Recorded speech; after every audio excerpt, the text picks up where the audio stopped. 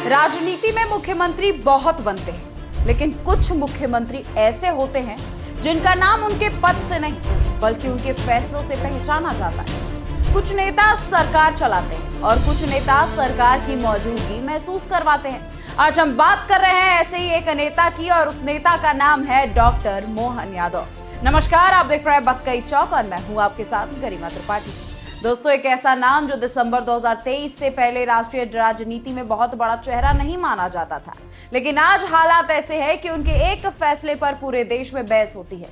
उनके एक बयान पर राजनीतिक गलियारों में हलचल मच जाती है और उनके एक्शन को देख करके समर्थक कहते हैं कि मध्य प्रदेश में अब सिर्फ सरकार नहीं बल्कि सत्ता का प्रभाव दिखाई देता है।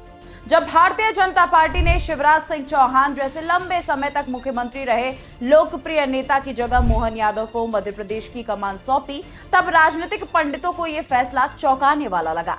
बहुत से लोगों ने सवाल उठाए कि आखिर बीजेपी ने इतना बड़ा दांव क्यों खेला, लेकिन कुछ ही महीनों में तस्वीर बदलने लगी।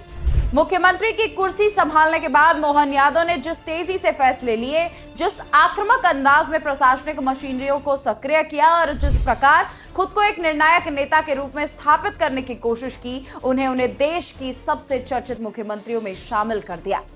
आज कई राजनीतिक विश्लेषक मानते हैं कि योगी आदित्यनाथ के बाद यदि किसी भाजपा मुख्यमंत्री का नाम सबसे ज्यादा चर्चा में है तो उसमें मोहन यादव भी शामिल है। लेकिन सवाल है कि आखिर ऐसा क्या है, ऐसा क्या हुआ? आखिर मोहन यादव के कार्यकाल में ऐसा क्या बदल रहा है जिसने उन्हें राष्ट्रीय राजनीति में इतना बड़ा स्थान दिलाया?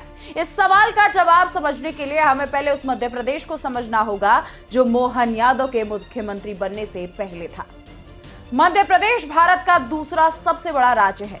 प्राकृतिक संसाधनों से भरपूर, कृषि प्रधान और सांस्कृतिक रूप से बेहद समृद्ध है, लेकिन लंबे समय तक राज्य की पहचान मुख्य रूप से खेती और सरकारी योजनाओं तक सीमित रही।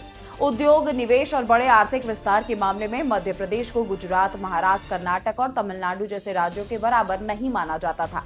हालांकि शिवराज सिंह चौहान के कार्यकाल में सड़क, बिजली, सिंचाई और महिला कल्याण योजनाओं पर काफी काम हुआ, लेकिन बीजेपी नेतृत्व को लग रहा था कि अब राज्य को एक नई आर्थिक छलांग की जरूरत है। ऐसा नेतृत्व चाहिए जो निवेश, उद्योग और सांस्कृतिक राष्ट्रवाद को एक साथ लेकर के आगे बढ़ सके। यहीं से शुरू होता है मोहन यादव की कहानी। मोहन यादव की सबसे बड़ी विशेषता ये रही कि उन्होंने मुख्यमंत्री बनने के बाद खुद को सिर्फ प्रशासनिक प्रमुख तक सीमित नहीं रखा।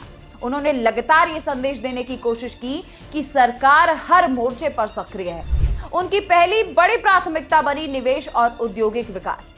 दरअसल दोस्तों, उन्होंने मध्य प्रदेश को निवेशकों की पहली पसंद बनाने का एक अभियान शुरू कर दिया। देश और विदेश में आयोजित निवेश सम्मेलनों में राज्य का प्रतिनिधित्व किया, उद्योगपतियों को आमंत्रित किया। सरकार का दावा है कि विभिन्न निवेश कार्यक्रमों के माध्यम से लाखों करोड़ों के निवेश प्रस्ताव प्राप्त हुए। इन निवेश प्रस्ताव का उद्देश्य सिर्फ उद्योग लगाना नहीं बल्कि रोजगार पैदा करना भी है। युवाओं के लिए रोजगार सृजन को उनकी सरकार की प्रमुख प्राथमिकताओं में रखा गया। नई औद्योगिक नीति, logistic park, warehousing, food processing और विनिर्माण क्षेत्र को बढ़ावा देने का प्रयास किया गया। सरकार का जो लक्ष्य है वो स्पष्ट दिखाई देता है।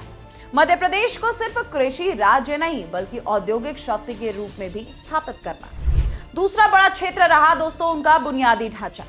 मोहन यादव सरकार ने सड़क नेटवर्क, एक्सप्रेसवे, रेलवे कनेक्टिविटी और शहरी विकास परियोजनाओं पर जोर दिया।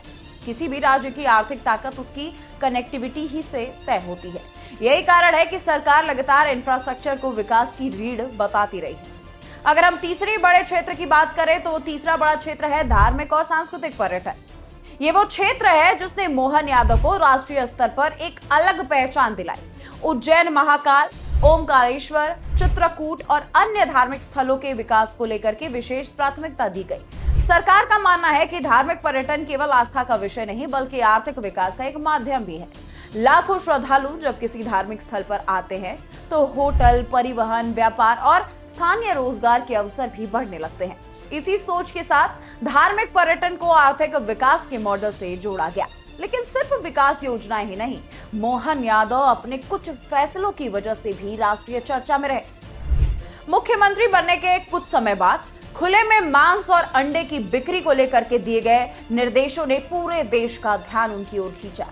समर्थकों ने इसे सांस्कृतिक संवेदनाओं का सम्मान बताया तो वहीं विरोधियों ने इसे अनावश्यक हस्तक्षेप कह दिया।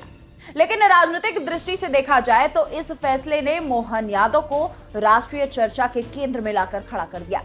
यही वो बिंदु था जहां लोगों ने यह महसूस किया कि मध्य प्रदेश में नया नेतृत्व अपनी अलग पहचान बनाना चाहता है। इसके अलावा प्रशासनिक शक्ति भी उनके कार्यकाल की एक प्रमुख पहचान बनती जा रही। अवैध कब्जों, माफिया गतिविधियों और कानूनी व्यवस्थाओं से जुड़े मामलों में सरकार लगातार कड़े संदेश देने की कोशिश कर रही है। भाजपा समर्थकों का मानना है कि इससे राज्य में शासन की प्रभावशीलता बढ़ी है। वहीं विपक्ष कहता है कि सरकार को रोजगार और महंगाई जैसे मुद्दे पर भी अधिक ध्यान देना चाहिए। लेकिन राजनीतिक रूप से देखा जाए तो मोहन यादव ने एक बात स्पष्ट कर दी है कि वे एक्शन लेने वाले मुख्यमंत्री की छवि बनाना चाहते हैं। महिलाओं के लिए योजनाएं भी उनकी शासन की महत्वपूर्ण उपलब्धियों में गिनी जाती है। लाडली बहना योजना को जारी रखते हुए महिलाओं को आर्थिक सहायता देने की व्यवस्था बनाए रखी। यह योजना ग्रामीण और शहरी दोनों क्षेत्रों में काफी लोकप्रिय रही।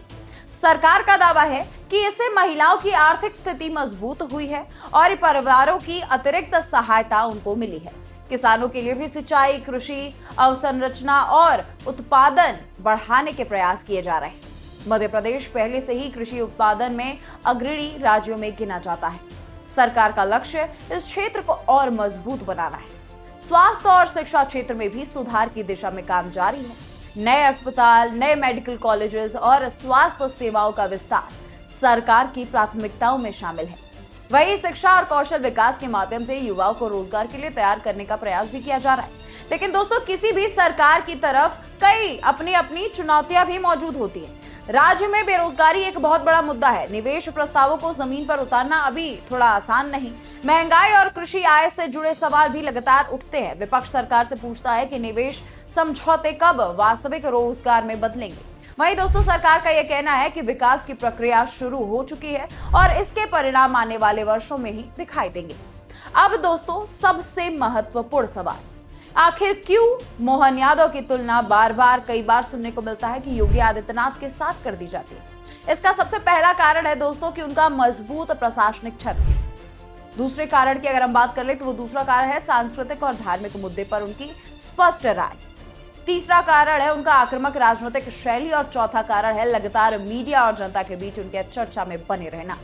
दोनों ही नेता अपने अपने राज्यों में विकास और हिंदुत्व के मिश्रित मॉडल को प्रस्तुत करने में लगे हैं। दोनों ये संदेश देने की कोशिश करते हैं कि सरकार सिर्फ योजनाएं नहीं बना रही बल्कि सक्रिय रूप से काम भी कर रही है। यही कारण है कि भाजपा के भीतर भी मोहन यादव को भविष्य के महत्वपूर्ण नेताओं में गिना जाने लगा है। आज मध्य प्रदेश की राजनीति में उनकी स्थिति सिर्फ मुख्यमंत्री की नहीं रही बल्कि एक उभरते हुए राजनीतिक शक्ति केंद्र की है। उनके समर्थक मानते हैं कि वे राज्य को नई आर्थिक ऊंचाइयों तक ले जा सकते हैं। वहीं आलोचक कहते हैं कि असली परीक्षा तब होगी जब निवेश, रोजगार और विकास के दावे जमीन पर बड़े परिणामों के साथ में बदलेंगे। लेकिन इस बहसों से अलग एक तथ्य बिल्कुल स्पष्ट है कि मोहन यादव ने बहुत कम समय में खुद को राष्ट्रीय स्तर पर स्थापित करने में सफलता हासिल की है। वे अब केवल उज्जैन या फिर भोपाल की राजनीति तक सीमित नहीं रह गए। उनका जो नाम है अब वो दिल्ली की राजनीतिक तक चर्चाओं में बना रहता है। एक ऐसा नेता जो अचानक मुख्यमंत्री नहीं बना बल्कि मुख्यमंत्री बनने के बाद खुद को साबित करने की लगातार कोशिश करता रहा। एक ऐसा नेता जिसने ये दिखाया कि राजनीति में पहचान विरासत से नहीं फैसलों से बनती है। और शायद यही वजह है कि आज जब मध्य प्रदेश की राजनीति की बात होती है तो चर्चा सिर्फ सरकार की नहीं होती, चर्चा मोहन यादव के नेतृत्व की भी होती है। क्योंकि राजनीति में सत्ता मिलना बड़ी बात है लेकिन सत्ता का प्रभाव स्थापित करना उससे भी बड़ी बात है। और वर्तमान समय में मोहन यादव उसी प्रभाव, उसी पहचान और उसी राजनीतिक दबदबे को स्थापित करने की कोशिश करते हुए दिखाई दे रहे हैं। दोस्तों, अब आने वाले वर्षों में ही ये पता लगेगा कि ये जो दबदबा है वो कितना बड़ा रूप लेता है। ये भविष्य तय करेगा। लेकिन इतना तो तय है कि मध्य प्रदेश की राजनीति में एक नया और प्रभावशाली अध्याय शुरू हो चुका है और उस अध्याय के केंद्र में खड़े हैं मुख्यमंत्री डॉक्टर मोहन यादव। आपको ये वीडियो कैसा लगा और इस पे आपकी क्या राय है, कमेंट सेक्शन में लिखना मत भूलिएगा। आप देख रहे थे बतकई चौक, मैं हूं आपके साथ गरिमा त्रिपाठी। नमस्कार।